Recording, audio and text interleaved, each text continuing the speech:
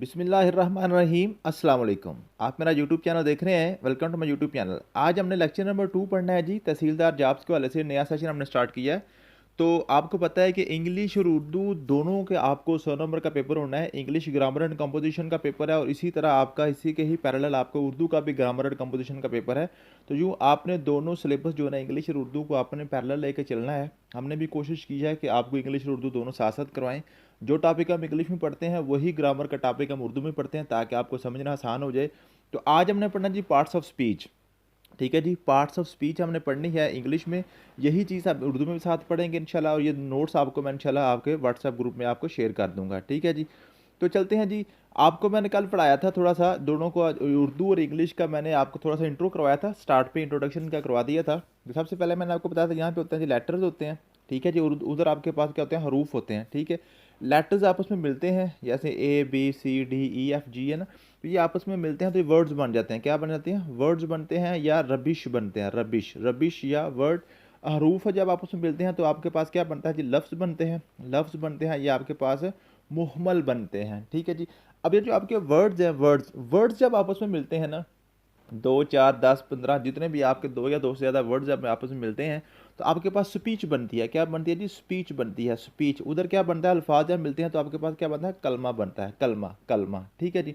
अब ये जो स्पीच है, स्पीच के जो पार्ट्स हैं, जो स्पीच के पार्ट्स हैं, ठीक है, स्पीच की टाइप्स मैंने आपको कल बताती थी। वो आपके जो वर्ड उसमें आपका बनता है, क्लास बनता है, उसमें आपका फ्रेज बनता है, सेंटेंस बनता है। ठीक है, तो अब ये जो आपका क्लास है या फ्रेज है या आपका सेंटेंस है वो सारे के सारे स्पीच हैं, वो सारे के सारे कलमे हैं। ठीक है जी।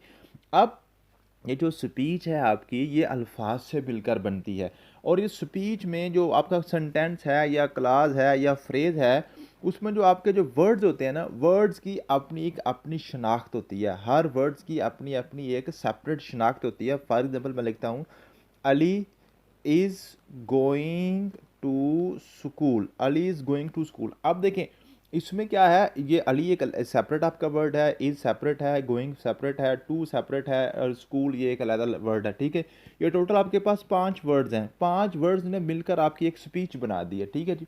अब इन पांचों वर्ड जो है ना, ये 5 के 5 जो वर्ड्स हैं, इन पांचों वर्ड्स की एक स्पेसिफिक पहचान है। स्पेसिफिक इनका नाम है हर स्पीच में, हर सेंटेंस में। अली, अली क्या है? अली एक बंदे का नाम है। स्कूल, स्कूल क्या है? ये एक जगह का नाम है। ठीक है जी। जो चीज़ें किसी बंदे का, किसी जगह का, किसी सिचुएशन का, किसी फीलिंग का नाम होता है ना, उसको हम कहते हैं नाउन। उसको हम क्या कहते हैं जी? नाउन। उसको हम क्या कहते हैं? नाउन कहते हैं। और उसके बाद इज गोइंग, ये गोइंग क्या है? ये कोई काम हो रहा है ना, क्या जो जा रहा है वो कर रहा है। अली क्या कर रहा है? वो जा रहा है। जो कोई काम होता है ना उसको हम कहते हैं जी वर्ब। उसको हम क्या कहते हैं जी? वर्ब। क्या कहते हैं जी? वर्ब। ये जो आपकी वर्ब होती है ना, वर्ब, वर्ब और आपका उसके आगे जो नाउन होता है, वर्ब के बाद कोई नाउन होता है, उसके दरमियान एक छोटा सा लफ्ज़ लिखा होता है, छोटा सा वर्ड आपको होता है जो इन दोनों को आपस में मिला रहा है। इस आपस में मिला रहा है उसको हम कहते हैं जी, इसको हम कहते हैं प्रपोजिशन। इसको हम क्या कहते हैं जी? प्रपोजिशन। यानी कि प्री पोजिशन मीन के पोजिशन से पहले, कहाँ पे पहुंच रहा है उससे पहले। ठीक है जी। इस यहाँ पे लिखा हुआ है इज। इज क्या? इज यहाँ पे क्या है? वर्ब से पहले आ रहा है। वर्ब से पहले ये, इसको हम कहते हैं हेल्पिंग वर्ब। इसको हम क्या कहते हैं जी? Helping verb. क्या कहते हैं? Helping verb. अब यहाँ पे मैंने आपको थोड़ी सिंपल सी एग्जांपल दी है। तो इसमें आपने करना क्या है, टोटल आपके जो पार्ट्स ऑफ स्पीच हैं 8 हैं, उसमें आपने पढ़ने हैं जी noun, pronoun, preposition, conjunction, verb, adverb, adjective और इंटरजेक्शन। ये 8 आपके पार्ट्स ऑफ स्पीच होते हैं। ये आपने डिटेल से सारे पढ़ने होते हैं। इनके हवाले से काफ़ी क्वेश्चन आपके पूछे जाते हैं। चलिए इनको हम डिटेल से आज पढ़ने की कोशिश करते हैं। सबसे पहले हमने पढ़ना जी नाउन। नाउन जैसे मैंने आपको बताया है कि नाउन हमारे पास जो है ना किसी पर्सन या प्लेस या किसी जगह का, किसी चीज़ का नाम जो होता है ना किसी भी सेंटेंस में, उसको हम नाउन कहते हैं। ठीक है, वो चाहे आपका सब्जेक्ट है या ऑब्जेक्ट है, ये बात की बात है। ठीक है, जब हम इसको जो है ना आपकी पार्ट्स ऑफ स्पीच के बाद जब हम सेंटेंस स्ट्रक्चरिंग की तरफ जाएंगे ना, सेंटेंस स्ट्रक्चर पढ़ेंगे तो फिर मैं आपको बता दूंगा सब्जेक्ट क्या है, इसमें आपके पास ऑब्जेक्ट क्या है, उसमें वर्ब क्या है। ठीक है जी, वो आपके सारी इंशाल्लाह ताला चीज़ें हमने स्ट्रक्चर में पढ़ेंगे। अभी हमने पार्ट्स ऑफ स्पीच पढ़नी है। तो सब्जेक्ट और ऑब्जेक्ट दोनों के दोनों ही नाउन होते हैं। किसी न किसी जगह का, चीज़ का या सिचुएशन का नाम होता है। ठीक है जी। तो अब इसको हम कहते हैं नाउन। अब नाउन की कितनी टाइप्स होती हैं, ठीक है जी, ये आपने याद करनी है अच्छे तरीके से। नाउन की टाइप्स कौन सी हैं जी?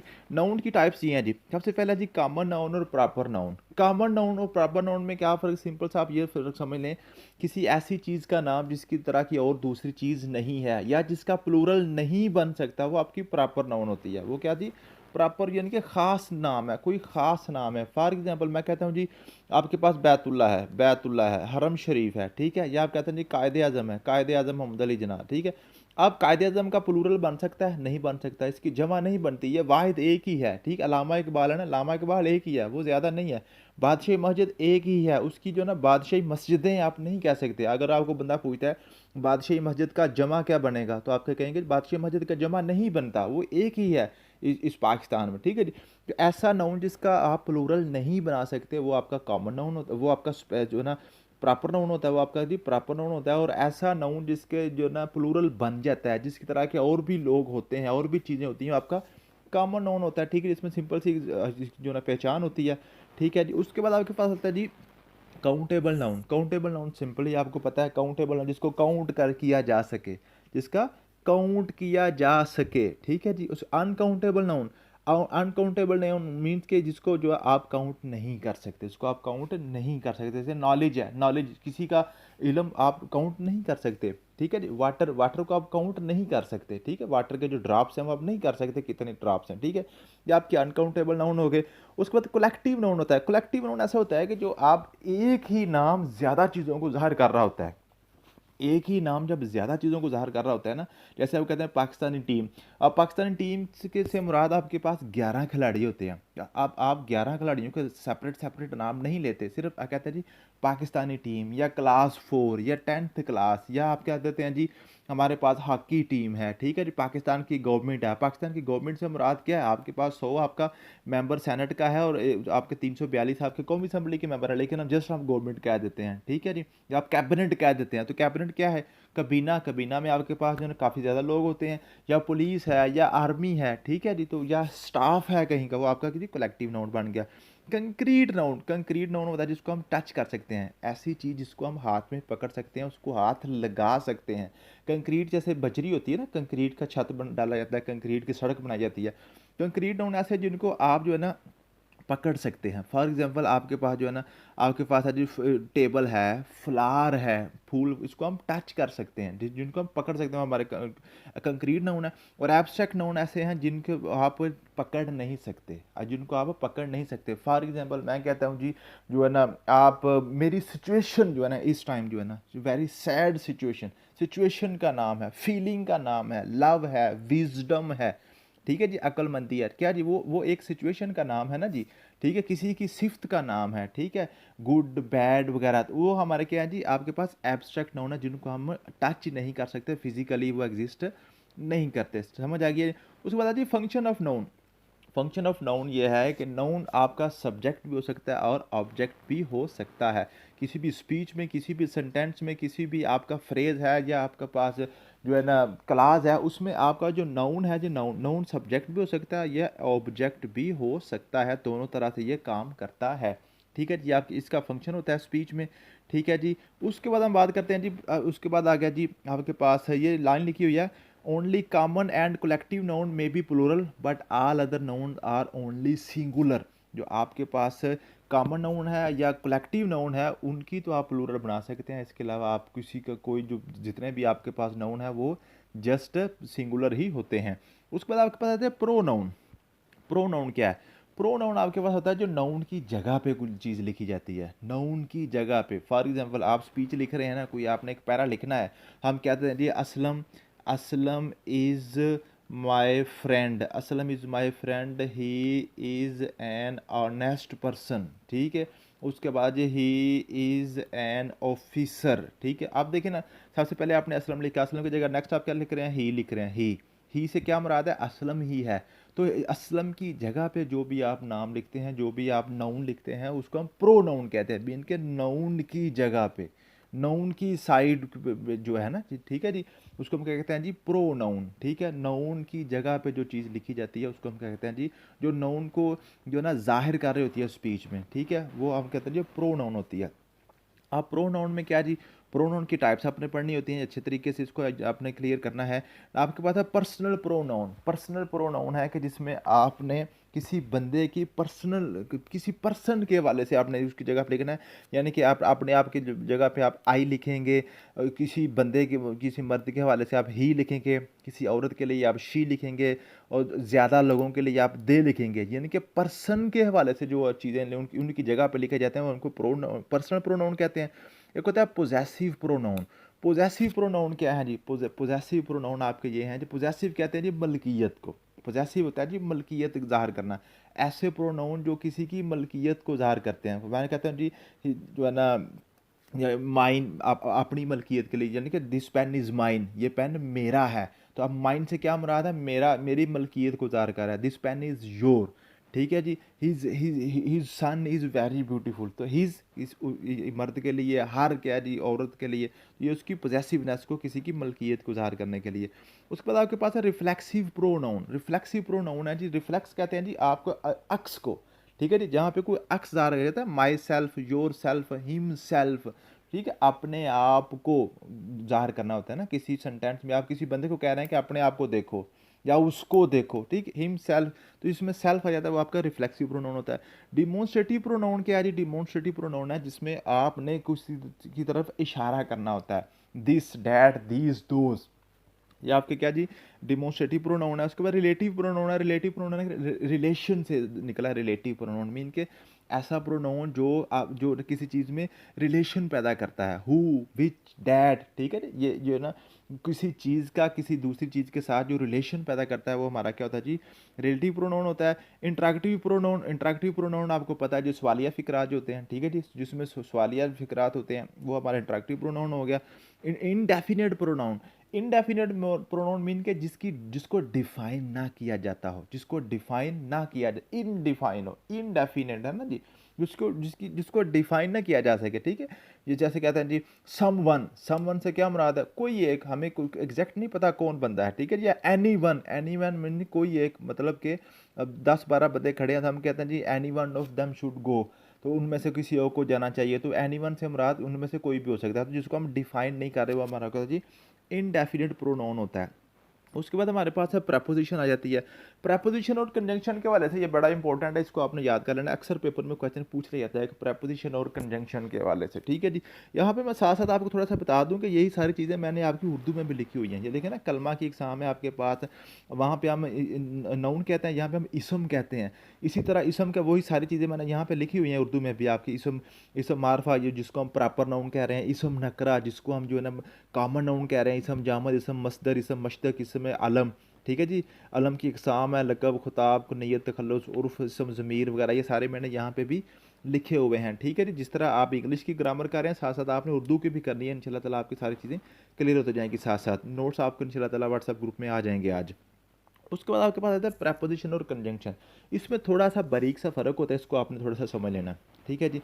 जो प्रेपोजिशन और कंजंक्शन है ना जी, प्रेपोजिशन और कंजंक्शन दोनों सेम चीज़ें हैं। फॉर एग्जांपल मैं कहता हूँ जी he is going to school, एक एक आपके पास ये है, ठीक है जी। एक आपके पास है he is going to take the ice cream, ठीक है जी।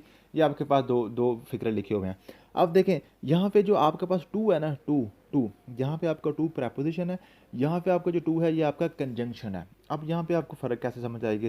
फ़र्क आपने ये समझना है, जब किसी भी इस तरह की प्रेपोजिशन जो है ना, ये जो वर्ड है, इसके बाद आपको कोई नाउन नज़र आ जाए, कोई नाउन नज़र हो, नाउन इसम हो, किसी जगह का नाम हो, सब्जेक्ट हो या ऑब्जेक्ट हो, वो नहीं आपने देखना, जैसे आपने देखना नाउन हो, वो आपकी प्रेपोजिशन होती है। अगर ये जो टू है ना, टू के बाद या कोई भी ऑन है, इन है, ऑफ है, जो भी आपके प्रेपोजिशन वर्ड्स होते हैं, उनके बाद नाउन ना हो बल्कि पूरा कोई एक सेंटेंस हो, या आपके पास कोई क्लाज हो, या आपके पास कोई फ्रेज लिखा हुआ हो, मीन के जस्ट कोई नाम ना हो बल्कि उसमें कुछ जो है ना आपके पास है कोई कोई कोई, कोई क्लाज लिखा हुआ है। देख रहे हैं, टेक और आइसक्रीम दोनों चीज़ें हैं। आइसक्रीम आपके पास नाउन भी है, टेक आपके पास यहाँ पे आपके पास वर्ब भी आ रहा है, तो आपके पास ये क्या बन गया? ये आपके पास क्लास बन गया हुआ है, ठीक है जी, जो डिपेंडेंट क्लास है। तो अब जहाँ पे आपके टू के बाद सिर्फ नाउन नहीं आएगा, कोई और चीज़ भी साथ आएगी, वो हमारा कंजंक्शन होगा। कंजंक्शन, कंजंक्शन कहता है दो क्लास को आपस में मिलाता है।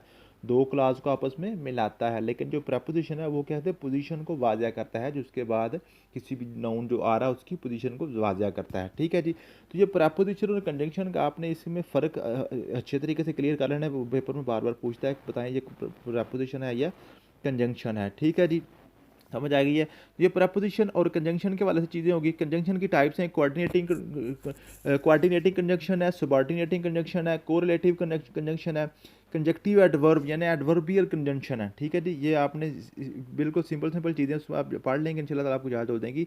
डिफरेंस बिटवीन प्रपोजिशन और कंजंक्शन जी मैंने आपको बता दिया। उसके बाद बात करते हैं वर्ब।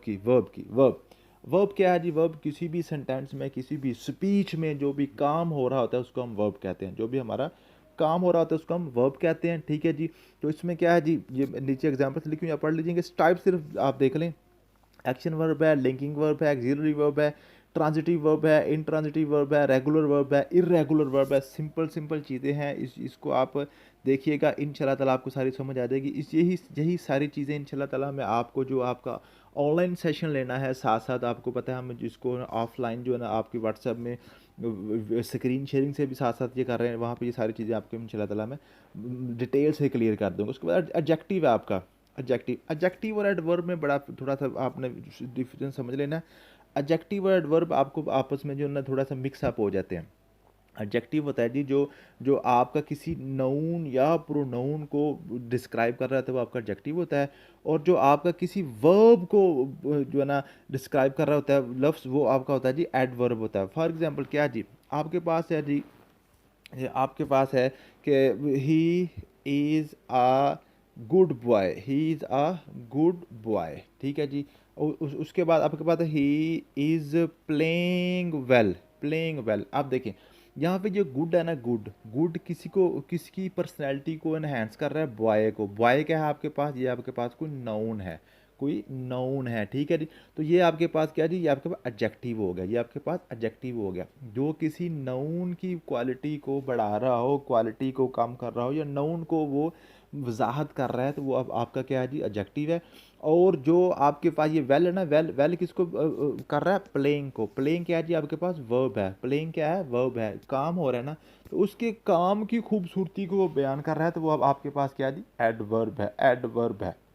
नाम से ज़ाहिर है कि वर्ब में ऐड कर रहा है, उसके काम में इजाफा कर रहा है, काम की खूबसूरती को एनहेंस कर रहा है। और ये क्या है जी, ये उसके अपने आप को एनहेंस कर रहा है। ठीक है।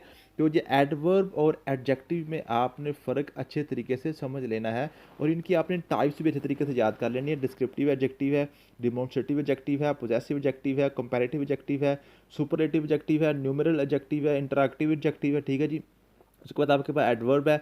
एडवर्ब की डिस्क्रिप्टिव एडवर्ब है, इंटरैक्टिव एडवर्ब है, रिलेटिव एडवर्ब है, कंजक्टिव एडवर्ब है, कंपैरेटिव एडवर्ब है, और सुपरलेटिव एडवर्ब है। ठीक है। ये सारी चीज़ें इंशाल्लाह ताला मैं आपको, जो आपका जब लेक्चर हम जो है ना व्हाट्सएप पे भी करेंगे, तो वहाँ पे आपको सारी चीज़ें डिटेल से समझा दूंगा। यहाँ पे अगर मैं इसको सभी को करवाऊंगा तो वीडियो काफ़ी लंबी हो जाएगी।